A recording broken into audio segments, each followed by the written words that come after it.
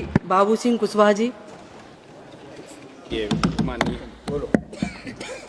माननीय सभापति जी, बहुत बहुत धन्यवाद। आपने मुझे रेलवे बजट 2026-27 में बोलने का मौका दिया। माननीय सभापति जी, भारतीय रेल केवल परिवहन व्यवस्था नहीं है, बल्कि ये हमारे देश की आर्थिक और सामाजिक जीवन रेखा है। इसमें लगभग हर दिन करोड़ों लोग यात्रा करते हैं। यह हमारे देश की अर्थव्यवस्था, व्यापार और सामाजिक एकता को मजबूत करने वाली अत्यंत महत्वपूर्ण भूमिका निभाती है। माननीय सभापति जी, रेलवे सुरक्षा की दृष्टि से बहुत महत्वपूर्ण है। लगभग साढ़े 12 लाख कर्मचारी हैं, लेकिन आज भी इसमें लगभग 2.5 से 3 लाख पद खाली हैं और लगभग 1.5 से 2 लाख पद तो जो सुरक्षा श्रेणी में आते हैं उनके पद खाली हैं। माननीय रेलवे मंत्री जी बैठे हैं और उनमें से जो हमारे ओबीसी के हैं, शेड्यूल कास्ट के हैं, एसटी के हैं और ईडब्ल्यूएस हैं, इनके भी बहुत सारे पद खाली हैं।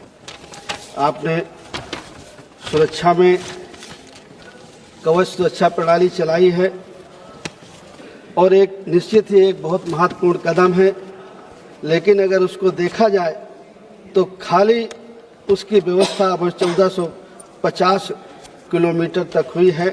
बाकी जो हमारे रेलवे रूट हैं वो वैसे पड़े हुए हैं। तो मैं अनुरोध करूंगा माननीय रेलवे मंत्री जी से कि उन पर भी सुरक्षा व्यवस्था का जो कवच है उधर भी ध्यान दिया जाए। और मैं अपने क्षेत्र की समस्याओं पर भी माननीय रेल मंत्री जी का ध्यान दिलाना चाहूँगा। वैसे तो मैं लिख करके माननीय मंत्री जी से पहले भी दिया हूँ।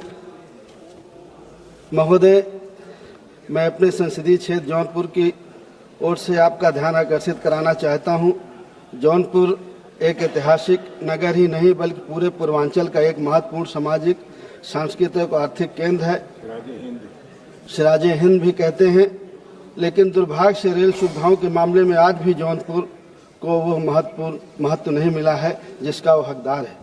मेरे संसदीय क्षेत्र में 3 प्रमुख रेलवे स्टेशन हैं, जौनपुर जंक्शन, जौनपुर सिटी, साहेबगंज, जिससे लाखों यात्री दिल्ली, बम्बई, पुणे, सूरत, गुजरात, अहमदाबाद, देश के हर कोने पे कोई ऐसी जगह नहीं है महोदय जहाँ पर जौनपुर के लोग नहीं मिलेंगे। पढ़े लिखे लोग हैं। जौनपुर का एक ऐसा गांव है जहाँ 40-50 लोग सिविल सर्विसेज में हैं, IAS, IPS, डॉक्टर हैं, इंजीनियर हैं और लाखों की तादाद में लोग रोजगार के लिए बाहर जाते हैं। बहुत सारी ट्रेनें वहाँ से निकलती हैं माननीय मंत्री जी, लेकिन वहाँ रुकती नहीं है। बहुत सारी ट्रेनें कोरोना के बाद जो चलती थी, रुकती थी, वो चलती नहीं है और रुकती नहीं। मैं आपसे अनुरोध करूंगा कि जौनपुर सिटी में से होकर के कुछ ट्रेनें निकलती हैं, Akal Takht express, Upasana express, Kumbh express, Kota Patna express, Haridwar express, Udaipur Humsafar express, Kashi Mahakal express, Suheldev express, Mau express, Vande Bharat express. अगर वहाँ ठहराव हो जाए तो वहाँ के यात्रियों को बहुत सुविधा होगी और उनको बहुत दूर तक इलाहाबाद और बनारस तक नहीं जाना पड़ेगा ट्रेन पकड़ने के लिए। जौनपुर जंक्शन से जो ट्रेनें निकलती हैं, Kamakhya express, Guwahati express, Gandhidham express, Amritsar express, Gomti Nagar Vande express, ये जौनपुर जंक्शन से होकर के निकलती हैं। मेरा अनुरोध है कि वहाँ उनके रुकने की इजाज़त दी जाए। और पटना गोमती नगर वंदे भारत एक्सप्रेस है, वो साहेबगंज से होकर के निकलती है, तो अगर वहाँ साहेबगंज में रुकने का आपकी इजाज़त हो जाए। पूर्वांचल के लाखों श्रमिक रोजगार के लिए सभी जगह जाते हैं। वाराणसी, जौनपुर, सुल्तानपुर, लखनऊ, कानपुर मार्ग से दिल्ली आनंद विहार के लिए एक नई अमृत भारत एक्सप्रेस शुरू की जाए।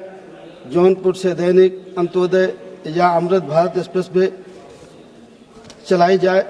रायबरेली जौनपुर एक्सप्रेस को दिल्ली तक विस्तार कर दिया जाए। नई ट्रेनों के कुछ आपके प्रस्ताव हैं माननीय मंत्री जी बजट में, जैसे Udhna Puri express, Udhna Chhapra express, Bhagalpur express, Danapur train निर्मित, अगर इनका ठहराव भी जौनपुर में कर दिया जाए तो जौनपुर वासियों के लिए आपकी कृपा होगी। और अमृत भारत ट्रेन का भी प्रस्ताव है आपका, जो जौनपुर से होकर के जाती हैं, भागलपुर, उधना, उधना बरौनी, वाया पटना, उधना पुरी। और इसी तरह सूरत जौनपुर के बीच में कुछ ट्रेनें हैं, उनके भी स्टाफ का आपसे अनुरोध है। Surat Chhapra express special, Tapti Ganga express, Bandra terminus, Ghazipur city superfast और श्रमिक एक्सप्रेस, ये ट्रेनें वहाँ से होकर के गुजरती हैं।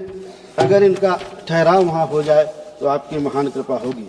महोदय, मैं आप ये बात पूरे विश्वास के साथ कहना चाहता हूँ कि इन मांगों को सकारात्मक निर्णय लिया जाता है तो ये केवल यात्रियों के ही नहीं बल्कि किसानों, श्रमिकों, छात्रों को, व्यापारियों को, सभी को इसका लाभ होगा और क्षेत्र के समग्र विकास को नई गति मिलेगी।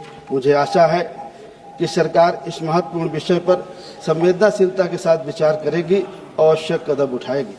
आपने मुझे बोलने का मौका दिया, उसके लिए बहुत बहुत धन्यवाद।